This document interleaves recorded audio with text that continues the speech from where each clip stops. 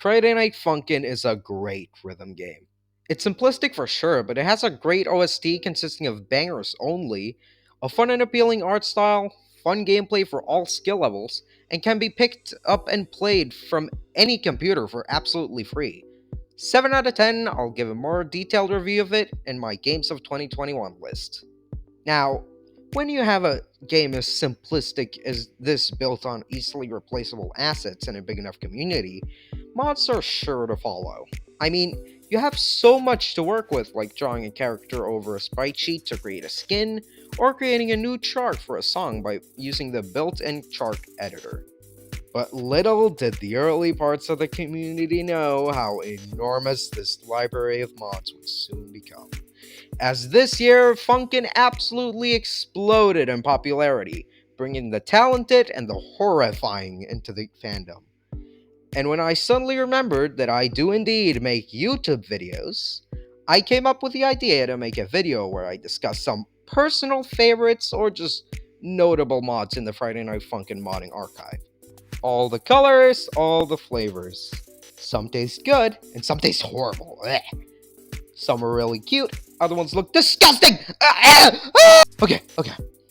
So I've grouped the mods into 3 eras of modding, though be aware that some of the placements might be a bit off on the timeline, as I can't quite pinpoint the release date for all of them. Regardless, let's begin, starting with...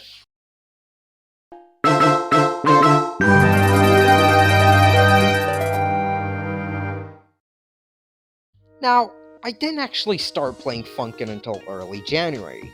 I did know about it for a while, it just looked a bit too simple for me.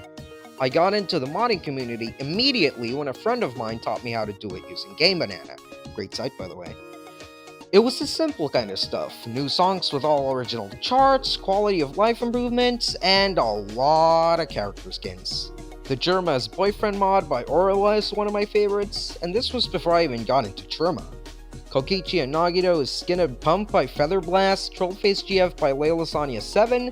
It was my goal to make a game file where every single character from the base game was replaced by a custom skin, preferably something really stupid. In making the custom icon grid, that was incredibly satisfying. However, the modders making skins for some of the characters at the time, specifically Boyfriend, Girlfriend, and Mommy Mirrorist, after either forgot or just didn't bother to make sprites for all weeks, and simply replacing the sprite intended for that week with a default one would often end up making the characters look like they're having a life-threatening seizure. Apart from skins, there are of course also the custom songs. I'm a big fan of the Story of Undertale chart by Snow the Fox, the at the time new concept of covering a song to make it sound more like the funky characters singing it, like with the Bakami Tai mod by Hamslam, or any mod that replaces South. Screw that chart. It was also around when I started playing the game that Siva Gunner started making rips on it, which more often than not included a download link in the description to play it yourself. The only problem I have with this is the fact that the rips only come in normal difficulty, which is a common issue, and means that if you replace the music, easy and hard mode on that song are both charted completely off. I mostly play on normal regardless, but something about ruining 2 parts of the game just because I don't play them doesn't really stick with me. I avoid other mods that do this as well. Then there's the Carol mod, created by BB Ponsu, who will return to later on in the video. I believe Carol was originally a skin for Girlfriend, and was eventually given their own Week 3 mod with 2 songs. I'd say the art style of the mod does a pretty good job of replicating the Funkin' style, but as songs, Carol Roll is only okay, and Body really isn't. There were also the B and C side mods, though as far as I know, they were basically just recolored skins and song remixes with redone charts. What I felt like this era lacked was more Week 5 mods at the time. It's so weird that the Week is probably the least supported one mod-wise, since with Mom and Dad being 2 characters in one, I could imagine a mod where the base character is a guitarist and the alternate character is them playing a guitar for a guitar solo or something. If something like that already exists, then please let me know. And there we go, that's what I'd call the first era of mods, starting at the game's release and ending at the launch of Week 6. From here is when the Friday Night Funkin' fandom, let alone the modding community, grows to another level.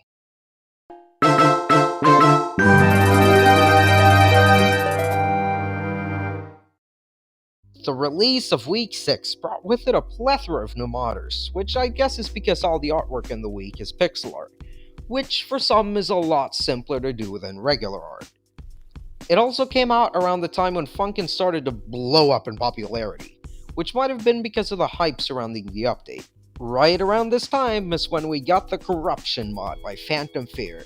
The mod is inspired by the presumably fake girlfriend head on top of the Christmas tree in Winter Horrorland, but also features a couple of remixes made by the plethora of talented remixers. It's sorta edgy garbage, but there's some genuinely cool stuff here too, like the fact that the corruption takes the form of a computer virus of sorts in Week 6. That's really neat. Still though, Phantom, did you really need to make 20 videos on it? No, you didn't. Stop. There's this really cool skin mod that gives Week 6 a complete pet stop makeover done by BMV277, a Wilbur Soot skin over Senpai by Nerd. I'm not saying that's how it should be, I'm saying that's how it is, and a Monica mod by Dusterbuster, which was an inevitability. Oh, and a great mod by the way. The earliest appearance of the Friday Night Funkin' Minus mod by Lago Anims I could find on YouTube was published on February 1st, the day right before Week 6 came out, but I feel like it fits more into this section of the video. I adore this mod. It basically redesigns all the characters in the base game into looking more like their great icons. It's both adorable and creative as hell at the same time. Other than that, before we get into the big boy, FNF But Bad by CLF is pretty fun. The concept is a bit overdone, but everything was accounted for to make it quote-unquote low quality. And then, of course, we have the Versus Witty mod by Nate Animate. The mod not only adds a whole new week with the fantastic songs and the original character of Witty, but also makes a bunch of other modifications to the game, of varying sizes that is.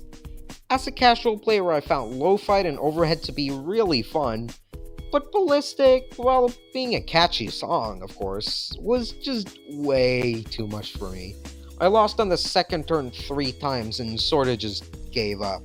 I enjoyed most of the small stuff the mod added, but some of the more major stuff really didn't land for me. I never had a problem with the input system in the base game until the Week 7 update came out, and the Cave Dev one just doesn't feel right at all. They also made an update to the score GUI that gives you a rank on how you're doing, and every time the game gives you the message bad for missing a single arrow, I just get demotivated. Was it really that hard to give the low ranks a little motivational flair? Instead of bad, it could say come on or something, I don't know. But as much as it bothers me, these changes became the norm for bonus weeks mods from here on out. And boy, I tell ya, it sure got out of hand really goddamn quickly.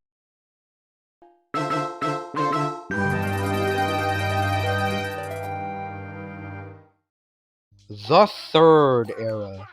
This is where I'd say we're at today. After the overwhelming success of the Witty mod, a lot of people saw this as the opportunity of their lifetime. The first major bonus week mod that showed up was the Tricky mod by Banbutts, where your opponent is Tricky the Clown from the Newgrounds classic Madness Combat. The mod uses a lot of the same basic changes as Versus Witty, and as for the week itself, it's pretty good, and especially well made. At first, I couldn't stand this mod. It was too difficult and had some beyond annoying music that took 10 seconds to start up after I failed. Now though, it has a lot of production value to it. Not sure if they changed the charting or I just got a lot better, but the first 2 songs are more doable now. It has a fancy new menu GUI, and I gotta admit, the songs really grew on me. Sarvente's Mid-Fight Masses by Kuroao Anomal and Ducky Doodles was arguably what sparked bonus week mods into becoming a trend. The songs by Mike Gino are some of my favorites out of a mod. It's just a shame that he fell asleep on the keyboard when charting them. Seriously, it's so bad that there's an entire mod by JKEK128 and Solio Gallon revamping every single one of the 5 total charts. How do you mess up that bad? Mad respects for not using the Cade engine though, and the characters aren't half bad either, though you can clearly tell they weren't designed with Funkin' in mind. Yang Yang 48, who I actually recognized for their fantastic fan-made Danganronpa kill slash music, created the Versus Hex mod. I remember seeing this mod back in the early days of mods, though at the time I think it was just a week 1 mod with a single new song. That's just my memory speaking though. This mod slaps hard.